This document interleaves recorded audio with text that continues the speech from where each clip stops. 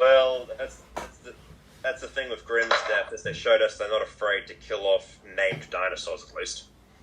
Yeah, poor Grimm. That's true. Yeah, yeah. Another thing that season 2 did well is they actually established that Compsognathus are venomous. Yes. Yes, oh my gosh. I've been telling people for years that they're actually dangerous. Yeah. But getting back to Bumpy, I personally see a scene where Roxy, Dave, and the kids are on a boat or, some other way of getting off the island, and as they're escaping, E750 goes on the attack, and Bumpy kind of just, holds it off as they're escaping. What's the chances Bumpy tries to hop on their little raft thing and it starts sinking? Yeah. Because 50-50. Yeah. But, I think Bumpy either dies because of this new dinosaur really showing off, or Bumpy dies because Bumpy sacrifices himself. Yeah. Yes. With Toro, here's another thing to consider. Manticore might want some live specimens. Toro is pretty beat up at this point. He might be easy for them to capture. He might just walk into his cage. He might just give up. Yeah. I mean, it'd be interesting to see what would happen if Manticore shows up. They begin capturing some dinosaurs, like say Bumpy and Toro, and we could have a really, in the Lost World when they release all the dinosaurs and they run rampant around the camp. Yeah. Imagine if we have a scene similar to that. That'd be cool. I feel like what Camp Cretaceous also needs to do is it needs to link back to the first Jurassic Park. They need to explore the ruins. Yeah, that's also a thing I really want. The ruins are there as well. And in the visitor center, which was only explored a tiny little bit in Jurassic World, there's still that whole little tour thing where all the eggs are there still and everything. Yeah. I'm sure there's probably still specimens in there. Yeah, that would be interesting.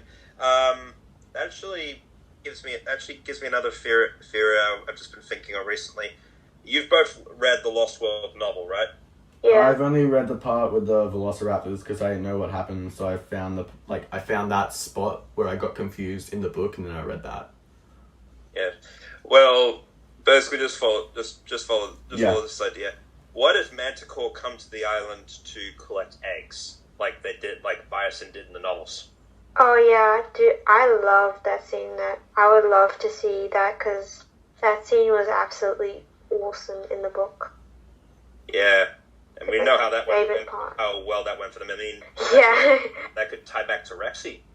She's building a nest. Yeah, true. Yeah, it could. And they did try to steal T-Rex eggs in the novel. Did not go well for them, I can tell you that much. It did not go well. Yeah. It was an awesome scene there. Yeah, I mean, because something a lot of people don't know is that, they considered so many different dinosaurs for Bumpy's role of, pet in Camp Cretaceous, and not all of them were herbivorous. One of them was a Carnotaurus, actually. Toro was originally going to be their pet. Well, I wouldn't have liked that. If that happened, I would have been mad. Yeah, I would have given up on season 1. Yeah. So, they were even going to have a Cryolophosaurus, potentially be in the role. Would have been But I wanted to go with something recognizable. And they're and also something that might not eat them as they get older. Yeah. I feel like I'm missing something. Are very grumpy. Yeah, they are. But still, as ridiculous as some people might see it, as a big fan of the old Dino Riders cartoon, I do kind of love, seeing the kids ride in the back of Bumpy. It's a lot of nostalgia memories for me. Yeah. Isn't the power still on? No, the compies cut the power, which is why E750 is now. Oh, that's right. I really hope we get a scene with Manticore where they're exploring the tunnels and they find E750 and they just see, its forward out tank. And as they're, calling into the superiors, we see a shadow loom over these two guys and, horror sequence. Cuts them screaming that just echoes throughout the tunnels and the island. I think those tunnels need to be explored a lot more. I think they're really interesting. And, like, even in Jurassic World, there could have been people walking under our main characters in Jurassic World the whole time. Yep. But it also doesn't explain why they just don't use those tunnels in Jurassic World. Yeah, guys, as a writer, I can tell you there is always secrets down below. And like with the Spinoraptor and the watering hole, I feel like the things in the water might be quite shallow, just waiting to jump out and grab you. We need to have a podcast that's just talking about horrific scenarios for Jurassic movies one day, I think. Yeah, I have, like, it'd just be so cool. Yes. So, anyone else have any theories or ideas they want to share? Surprisingly, I don't actually have a couple. I don't have theories, which is surprising for me. I just don't. Of course, there's the E750, but other than that, I really didn't see much to follow up on in season 3. Yeah. Well, I think we can confirm a few things, like things we want to see happen. We want to see Dave. We want to see Dave and Roxy come back. Yeah. It's safe to assume that Manticore will be making their presence known. Yeah, definitely. Yeah, and we want to find out what E750 is, and we want it to be a really, good antagonist. I don't see it being something gigantic like the Indominus Rex, because we've had the Indominus Rex. I feel like if they're going with the horror movie vibe, it's going to be something that's more precursor to the Indoraptor and Fallen Kingdom. Yeah. And one thing we want is we do want the series to take a more darker, more serious turn, don't we? I reckon, yeah. Sure, it kind of goofed it up. It kind of got a little more goofy this season. I wanted to tone it down a little bit. It's a fair comment. I do think with E750 and Manticore, I feel like those elements will really, heighten up the sense of suspense and possibly more horrific scenarios. I also want, in season 3, I want them to keep the soundtrack and sound effects the same as season 2. Season 2... Yeah, that was one thing you did have a lot of positive things to say. You really liked the soundtrack. The soundtrack, yeah. The soundtrack and even just the dinosaur effects, and, like, they're so recognizable from previous movies. Like, they actually sounded like it came out of the Jurassic franchise. In season 1, there wasn't as much of that. Yeah. So yeah. I noticed a lot more of the original music. Yeah, I had an idea this is an idea I had for a season 2 episode, but it could easily work for a season 3 episode. I call it The Siege. Oh yeah. Which is basically where a large carnivore, maybe Toro, maybe a pack of Allosaurus, just something they can't easily fend off, finds their camp and just kind of lays siege into it, and the kids have to basically fend it off and escape. That's the thing though. The only person that's seen Toro since season 1 is Ben. The other kids probably still have no idea besides Ben just saying that he fought him. Yes, but I do think Toro, regardless, I do think Toro will be coming back in season 3. Maybe he'll be captured by Manticore, maybe he'll go after the kids one more time, or who knows, maybe we'll get a repeat of season 2 and the kids will actually be the ones to help him out this time around. Yeah. Regardless, I do think Toro is coming back. If they wanted to kill him off, they would have done it. Yeah. And so while we're here, anyone wanted to mention some projects they're working on? For like YouTube. Yeah, and such. Well, I've been doing a monthly series, the Godzilla reviews. It's gonna take 36 months. But It's gonna be a good 36 months. But I just kind of wanted to spread it out just so there wasn't too many. Godzilla vs. Kong's coming out next month, and I don't know how I really feel about it. There's been so much hype around it. It's also annoyed me to the point where people who don't even really care about Godzilla or Kong, just the normal people that saw the trailer, like, oh yeah, this is cool. Those kind of people, like, not fans. Yeah, I get you. They're out there making, like, a 10-second short TikTok saying, like, with, like, footage of just regular monkeys and stuff. And freaking getting hundreds of thousands of likes. And I'm here, I'm like currently Whereas working. our hard work. Whereas I know. I'm currently working on like 4 theory videos, another breakdown video, and like prediction videos and everything right now. And I guarantee you, they're gonna be lucky to get 40 views. You know what the old saying? Everyone is a critic. Yeah, but other Except than that, for us, we're reviewers. There's a difference. other than that, there is a new Pacific Rim show coming out on Netflix this year, which I think I want to cover. And there's also a Shin Ultraman movie coming out. My problem is I've never watched Ultraman before, and it's pretty much almost from the same studio as Godzilla, so I don't know whether I should talk about it or maybe just leave it to the pros.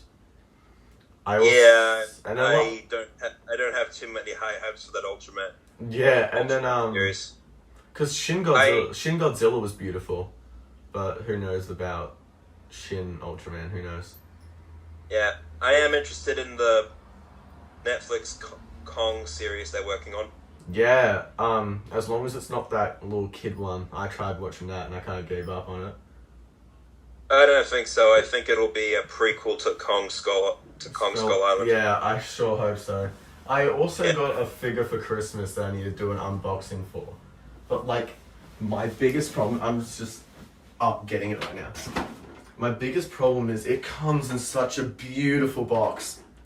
You don't want to damage the box. Not only that, but like it's got like a Velcro thing, and you can open up the front of the box like this, and it shows a photo and the figure, and it's like it hasn't been touched. That's cool. It's in there. It's beautiful, but like I don't know if I want to take it out and do an unboxing because if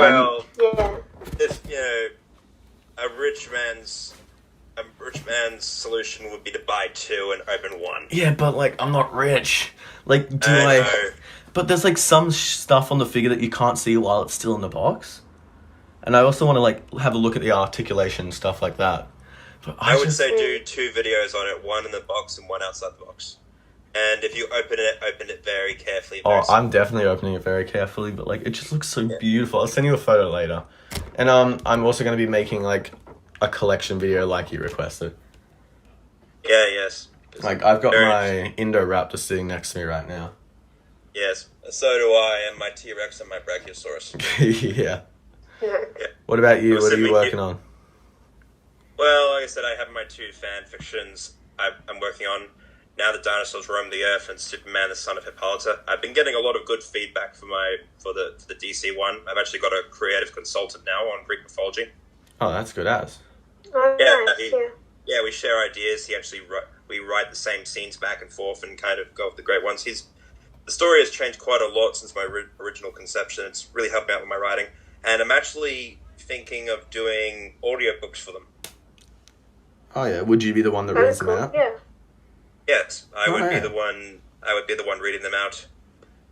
Well, it's just I was talking over with you guys. Is not everyone is a reader, unfortunately, and I get that. Yeah. So it can be kind of thing.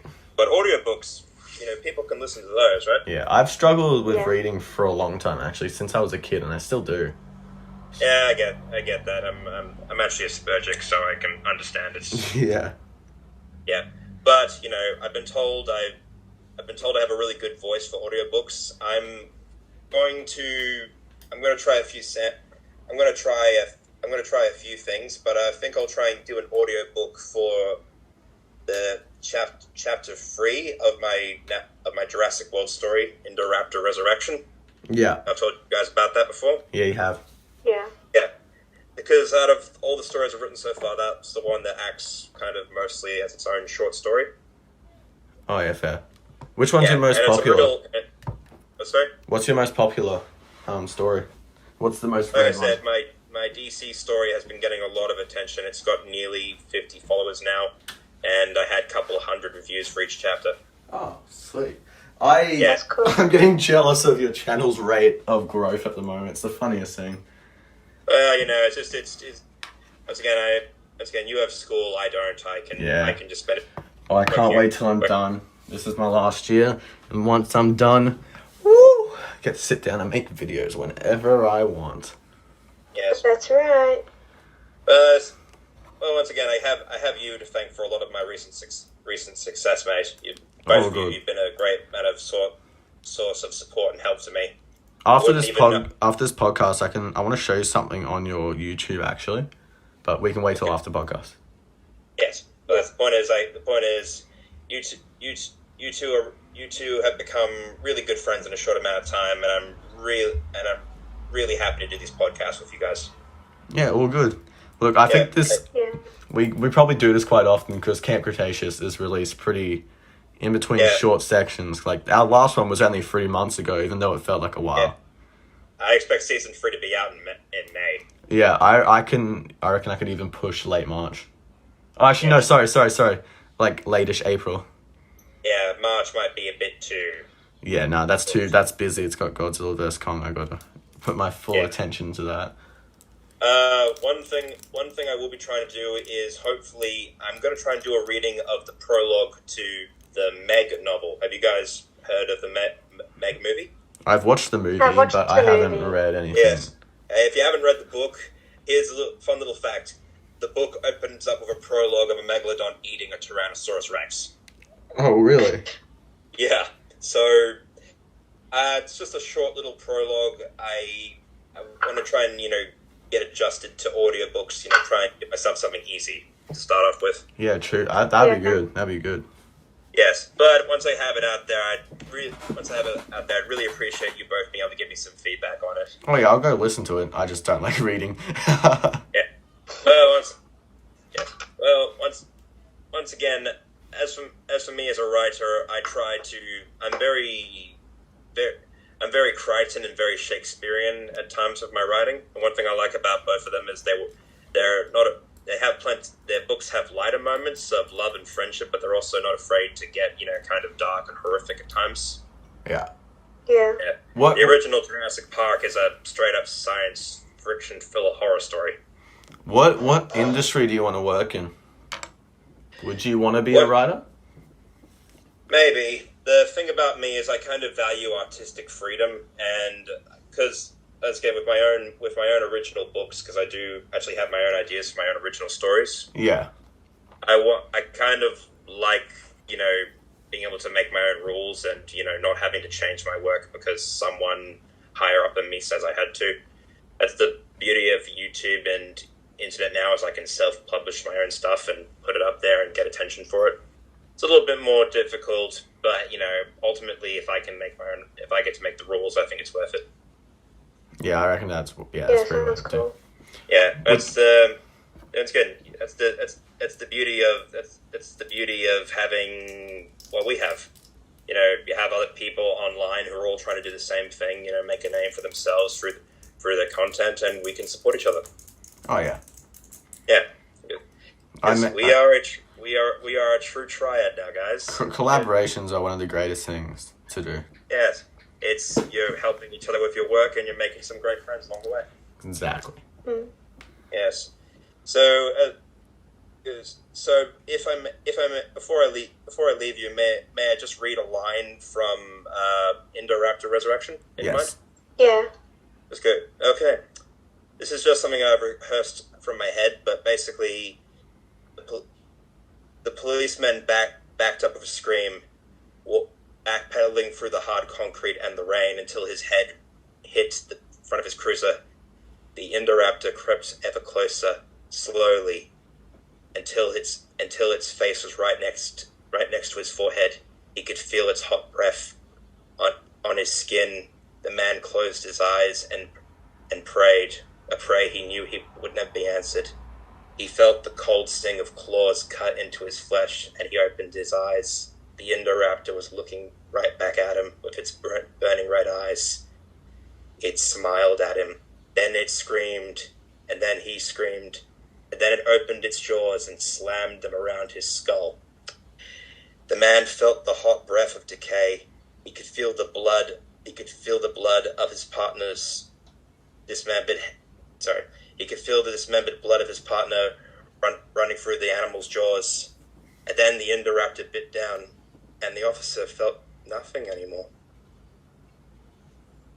Damn. Very nice. Yeah. Sorry, I kind of messed up. Oh no. That is good. God, Yeah. if you watch my videos, I started through them all the time. I start it when I get nervous. Well, like I said before, it is written as a straight up horror story, and that's one thing I like about the hybrids is I'm allowed to be a little bit more, supernatural monster with them rather than. There's a big distinction between the sort of horror I do with Rexy and Rexy, because she does have a few, genuinely horrific, generally scary moments in my stories as well. Yeah. I don't forget. Yeah. And, yeah, I do try to be very, sort of Jurassic with it.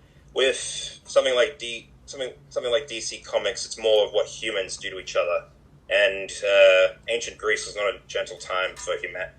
It was not a gentle time. You've got gods who are very callous towards mortals. You've got mortals who are very callous to each other.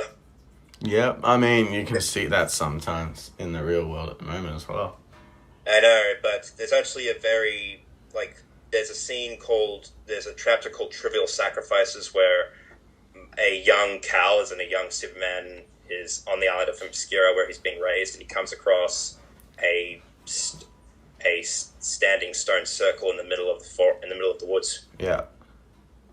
You know what that stone circle is? It's for human sacrifice. Oh, wow.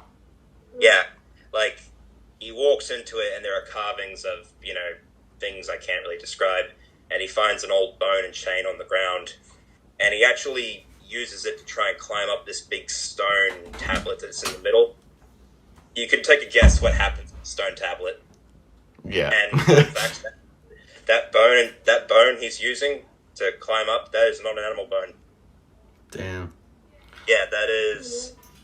And yeah, so this story has a lot of themes of revenge. It has a lot of themes of family, and it has themes of war. And the truth is, war can be very brutal. It brings out the beast in all of us, and it scars you. It even if you survive it, it still damages you in ways you just can't really recover from.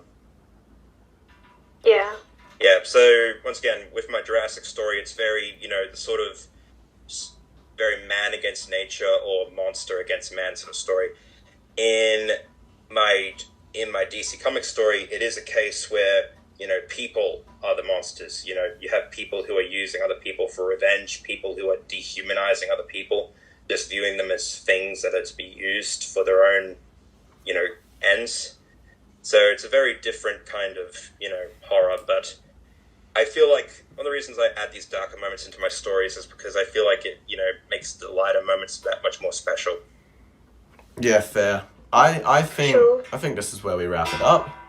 Yeah, sorry. Yeah. No, it's all good. It's just I was looking at the that's time okay. and I was like, oh, I gotta edit this.